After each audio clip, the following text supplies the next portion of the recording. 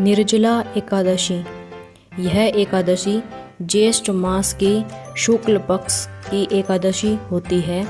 इस दिन बिना पानी का व्रत रखा जाता है। ज्येष्ठ शुक्ल एकादशी की व्रत कथा इस प्रकार है।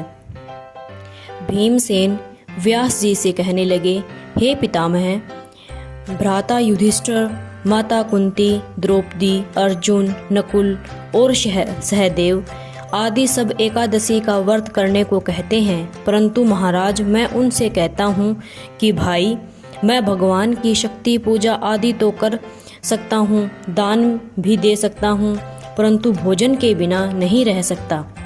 इस पर व्यास जी कहने लगे कि हे भीमसेन, यदि तुम नरक को बुरा और स्वर्ग को अच्छा समझते हो तो प्रति मास की दोनों एकादशियों को अन्न मत खाया करो।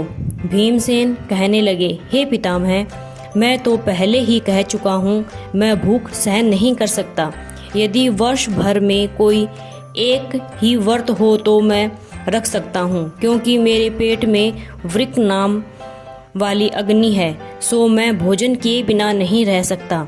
भोजन करने से यह शांत रहती है, इसलिए पूरा उपवास तो क्या, एक समय भी भोजन किए बिना रहना कठिन है।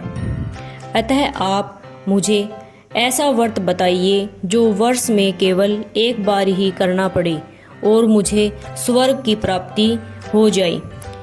श्री व्यास जी कहने लगे कि हे पुत्र, बड़े बड़े ऋषियों ने बहुत शास्त्र आदि बनाए हैं, जिनसे बिना धन के थोड़े परिश्रम से ही स्वर्ग की प्राप्ति हो सकती है। इस प्रकार शास्त्रों में दोनों पक्षों की एकादशी का व्रत मुक्ति के लिए रखा जाता है। व्यास जी के ये वचन सुनकर भीमसेन नरक में जाने के नाम से भयभीत हो गए और कांप कर कहने लगे, अब क्या करूं? मास में 2 व्रत तो मैं नहीं कर सकता। हाँ, वर्ष भर में एक व्रत करने का प्रयत्न अवश्य कर सकता हूँ। अतः वर्ष में एक दिन व्रत करने से मेरी मुक्ति हो जाए, तो ऐसा कोई व्रत बताइए। यह सुनकर व्यास जी कहने लगे कि वृषभ और मिथुन की संक्रांति के बीच ज्येष्ठ मास के शुक्ल पक्ष की जो एकादशी आती है, उसका नाम निर्जला है।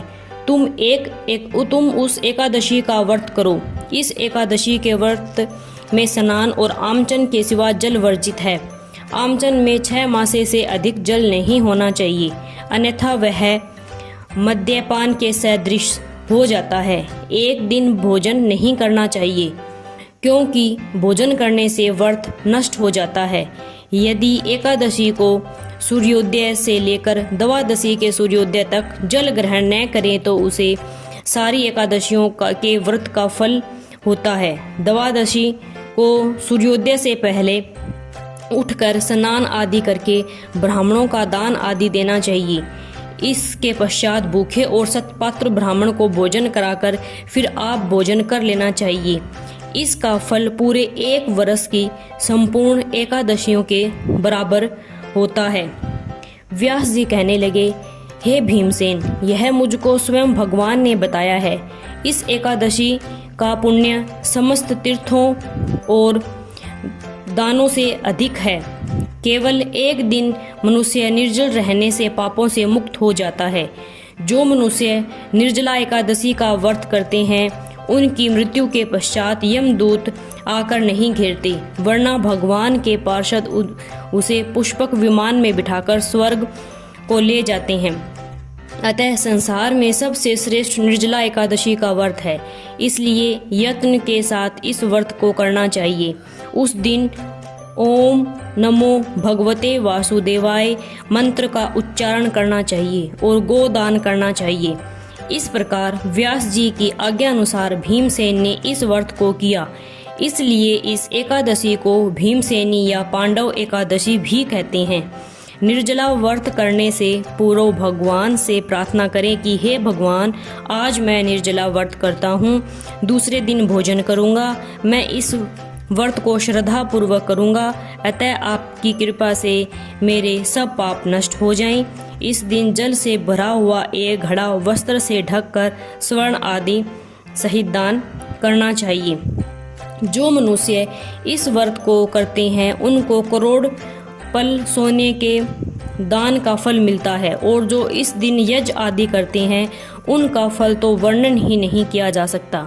इस एकादशी के व्रत से मनुष्य विष्णु लोक को प्राप्त करता है। जो मनुष्य इस दिन अन्न खाते हैं वे चांडाल के समान हैं, वे अंत में नरक में जाते हैं। जिसने निर्जला एकादशी का व्रत किया है वह चाहे ब्रह्म हत्यारा हो, मद्यपान करता हो, चोरी की हो या गुरु के साथ द्वेष किया हो, मगर इस व्रत के प्रभाव से स्वर्ग जाता है। हे कुंती पुत्र, जो मनुष्य या स्त्री श्रद्धापूर्वक इस व्रत को करते हैं उन्हें अगर लिखित कर्म करने चाहिए।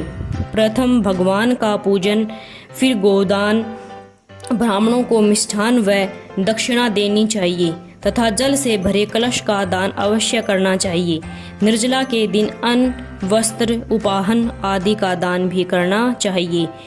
जो मनुष्य भक्ति पूर्वक इस कथा को पढ़ते या सुनते हैं उन्हें निश्चय ही स्वर्ग की प्राप्ति होती है। बोलो भगवान विष्णु की जय।